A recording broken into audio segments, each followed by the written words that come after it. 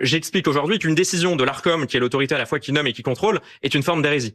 Il y a que 8 personnes qui, dans le secret quasiment d'une conciliation, nomment. Moi, j'entends mettre l'Assemblée et le Sénat au cœur des nominations, notamment des présidents d'entreprises de l'audiovisuel public. C'est l'une des recommandations que je fais.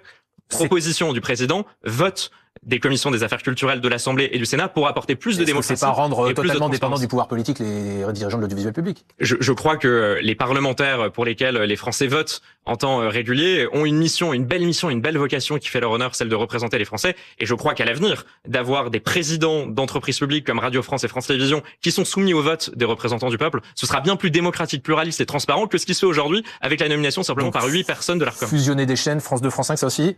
Alors, oui, je peux pas m'exprimer, mais il y a un certain nombre. Courte, oui ou non? Il y a 100 chaînes de télé et de radio publiques, il faut en fusionner certaines à l'évidence. 100. Mais parce que vous cotez toutes les régions aussi, notamment et quand on enlève les France régions et le réseau ultramarin, il y en a une cinquantaine. Donc on voit qu'il y a une profusion de chaînes de télévision et de radio qui coûtent 4 milliards d'euros par an.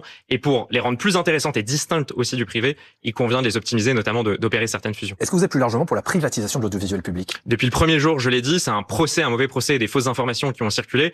Je ne suis pas favorable à la privatisation. Ils expliquent qu'il y a un certain nombre de chaînes, il y a un certain nombre d'optimisations à conduire. Ils sont pas pour une privatisation sèche du jour au lendemain, notamment la proposition d'Éric Ciotti. Moi, je fais partie du groupe UDR. Explique qu'il y a des pistes de réforme, des pistes d'optimisation. C'est d'ailleurs tout l'objet du rapport. Quand vous voyez qu'il y a 4 milliards d'euros d'argent dépensés par les Français chaque année, qui représente la moitié du budget du ministère de la Culture. Je crois que c'est 3 euros par mois et par Français.